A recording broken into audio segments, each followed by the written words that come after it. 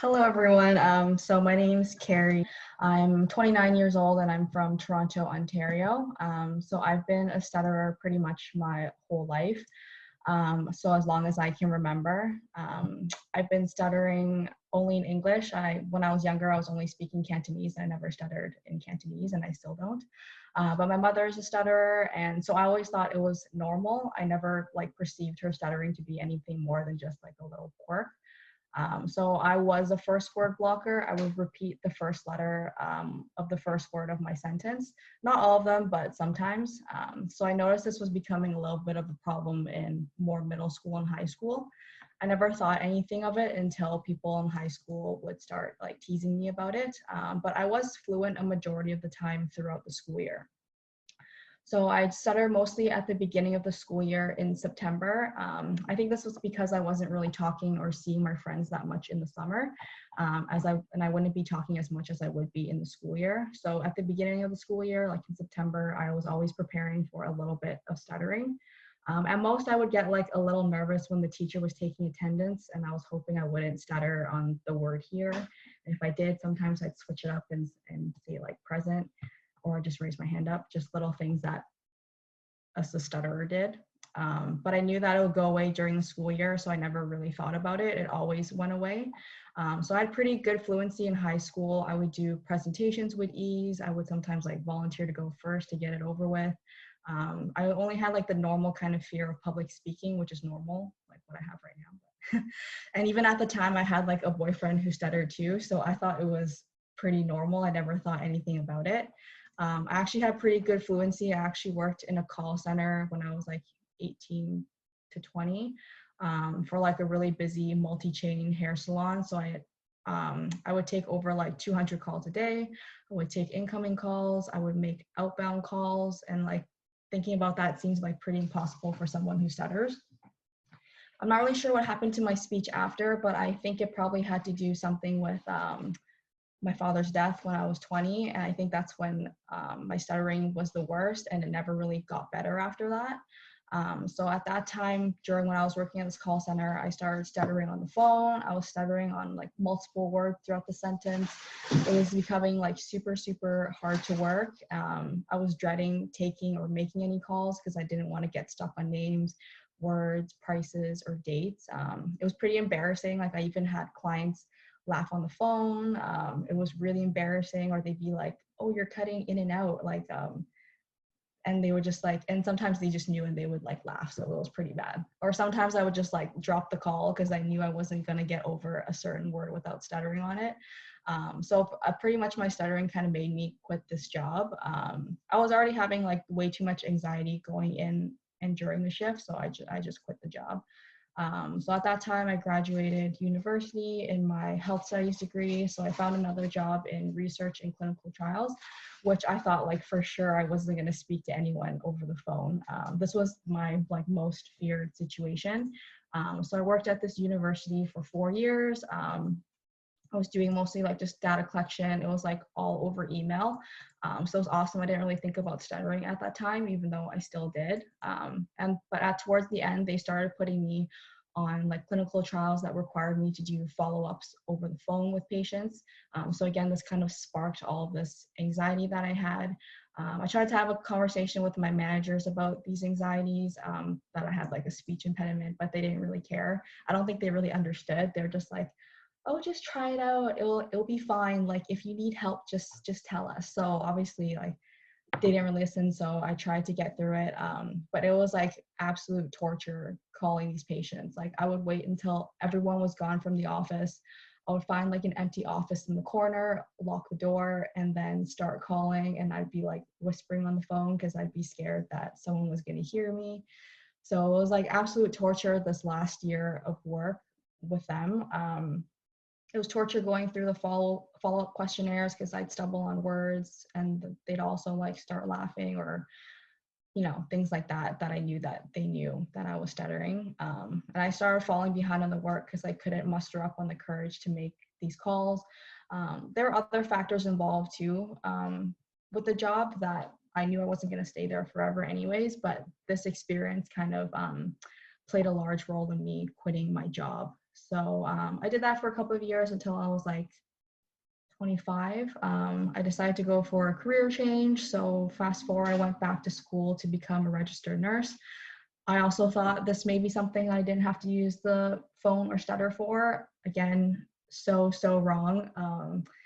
In my final placement, I realized like how much the phone was used in this job to like clarify doctors, to page orders, like, or to page someone on intercom, to take report, to call other departments, call patients, patients' family. Like it was more talking with people and other like on the phone and stuff that may cause a stutter than any of my other jobs probably combined.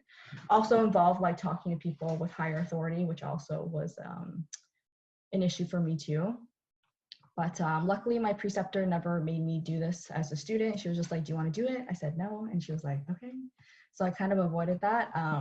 So even before I graduated, I was like, oh crap, like, is this not the right job for me either? And then like I really thought about it and I was like, this like can't be it. I can't be running away from this like my whole life.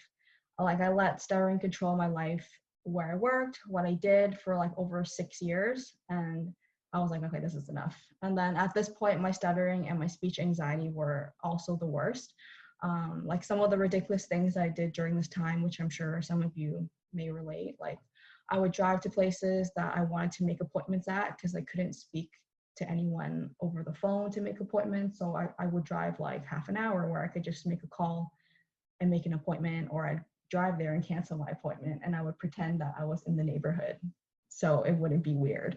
Or if I had like friends that were in the car with me and we were out and they wanted to like go to the drive-through of McDonald's or Starbucks, I'd be like, actually I have to go to the bathroom, like let's go inside and order. Like probably way too many times I did that. Sometimes I would order something different on the menu that I didn't even want because I wasn't like able to pronounce what I wanted to what I actually wanted to order. Like sometimes I would pretend I was mute and I wrote things down on a piece of paper because I knew I couldn't say what I wanted, but I wanted what I wanted. And then I like even work was a pain because I would only like send emails and I'd wait weeks for something to be done instead of picking up the phone and dealing with it like on the same day. Or sometimes I would pretend I lost my voice or my throat was hurting and then someone else would like talk for me. Like I felt like I was a complete prisoner in my own body and I knew I couldn't live like this. And it's also because I knew what it was like to be fluent before. So I knew like the freedom that I had, like how I felt, and I knew that it was possible to get back there. And like obviously I wanted to get back there. So I was like in the process, so I graduated school and I was in the process of writing my nursing exam for our province. So you need that to actually practice. So it was the perfect time to work on my speech since there was a gap between graduating and actually writing the exam in order to practice. So at that time, I went to a consultation with a licensed speech therapist. And it was probably like the worst experience of my life. They make you call in and it's already such a high anxiety speech situation for so many stutterers. Like I'd call and I'd be like, hi, I want a consultation because and like they wouldn't help me. So I just stuttered it out and it was so embarrassing. And the theories and the techniques were like completely of what we're doing today and what Lee has taught us. They told me that I should embrace stuttering. And if I came to a block, I should just stutter it out until it ended. They were like, doesn't matter if it's 30 seconds, doesn't matter if it's 5 minutes, you just stutter it out. So I was like, okay. So I tried this for 3 weeks and it was absolutely humiliating. It never got better on any situation. It gotten worse because I was hearing myself stuttering so much and I was getting so much fear from it. And like just the look on people's faces when they see you like stuttering, it's so hard because you know, I don't know, they're like feeling bad for you and it kind of sucks. And then they also told me it would like require a year of commitment to this therapy, and 3 months alone was $5,000. And like outside of school, like I just couldn't afford this, nor did I think like the outcome was that promising. Their success rate was super low. And when I was reading all their materials, it didn't really seem like, I didn't really connect with it. Like I didn't think that it was gonna work. That's when I did a little Reddit search. I love Reddit. So interesting. So there's like a forum for everything. I think I went on the forum for stutterers and I was seeing like what they did, what their success stories and rates were. So a few of the resources did spark my interest, but Lee's book was mentioned several times. So I went on Amazon, I looked at the reviews on the Canadian and the American website, and they were like all 5-star. There was like over 100, and they were really good. So I was like, oh, why not? Like, what's there to lose? So I bought the book, got it, and then I think I finished in 3 days because it was just so uplifting when I was reading it. And I was like, oh, I know this is a guy that knows about stuttering and he knows how to fix it, because everything he was saying about how we feel or like this and that, I was like, this all makes sense. And like he knew all of the nuances of stuttering, so I knew that he understood. And I never felt that way with that small period I had with the traditional speech therapy. So here I am today. I think I met Lee in September. I know in his book he was always like, you can Skype me, blah, blah, blah. And so I was like, oh. So I emailed him. I didn't think he was going to respond. I was like, this is probably like a scam, or like this is probably nothing. And then he responded. I think we Skyped like within 2 weeks. And at that point, yeah, that was my worst. I had like a few kind of ups and downs, and then I met Tasneem as well. She helped me through some really rough patches too. And yeah, here I am today. I think my speech is pretty good. I don't really think about my words. I just wrote a few bullet notes down. I didn't plan a speech or anything like that. I didn't plan any of my words. I don't think I've stuttered for like all of 2020.